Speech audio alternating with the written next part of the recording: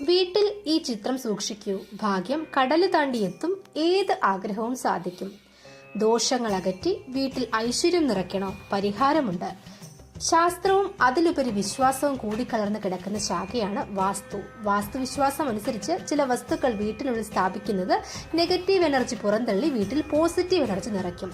അത്തരത്തിൽ ഭാരതീയ ഗൃഹങ്ങളിൽ പണ്ട് മുതൽ സൂക്ഷിക്കുന്ന ഒന്നാണ് കാമധേനു വിഗ്രഹം അല്ലെങ്കിൽ കാമധേനുവിന്റെ ചിത്രം.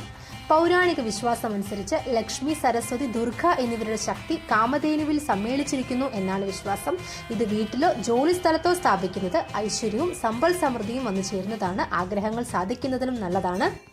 ശാരീരികമോ മാനസികമോ സാമ്പത്തികമോ ആയിട്ടുള്ള പ്രയാസങ്ങൾക്ക് ഇത് പരിഹാരം നൽകുന്നതാണ്. വാസ്തു അനുസരിച്ച് വടക്ക് കിഴക്ക് ദിശയായ ഈശാന കോണിലാണ് കാമധേനു വിഗ്രഹം സൂക്ഷിക്കേണ്ടത്. ഇവിടെ വിഗ്രഹം വെക്കുന്നത് സാധ്യമല്ലെങ്കിൽ വടക്ക് ദിശയിലോ കിഴക്ക് ദിശയിലോ ഇത് സ്ഥാപിക്കാവുന്നതാണ്. വീട്ടിലെ പൂജാമുറിയിൽ തന്നെ കാമധേനു വിഗ്രഹത്തിന് സ്ഥലം കൊടുക്കുന്നത് നല്ലതാണ്. വീട്ടിന്റെ പ്രവേശന മാർഗത്തിലും സ്ഥാനം നൽകാവുന്നതാണ്. ചെമ്പ്, വെങ്കലം, മാർബിൾ, സെറാമിക് എന്നിവയിലും മണ്ണിലും തീർത്ത വിഗ്രഹങ്ങളെല്ലാം ലഭ്യമാണ്. ഏത് സാമഗ്രിയിലുള്ള വിഗ്രഹമാണെങ്കിലും ചിത്രമാണെങ്കിലും അത് വാസ്തു അനുസരിച്ച് കാമധേനു വിഗ്രഹത്തിന് പ്രത്യേക സ്ഥാനം തന്നെ നൽകണം. അത് പ്രത്യേകം ശ്രദ്ധിക്കുക. അപ്പോൾ എല്ലാവർക്കും ദൈവത്തിന്റെ അനുഗ്രഹം ഉണ്ടാകട്ടെ.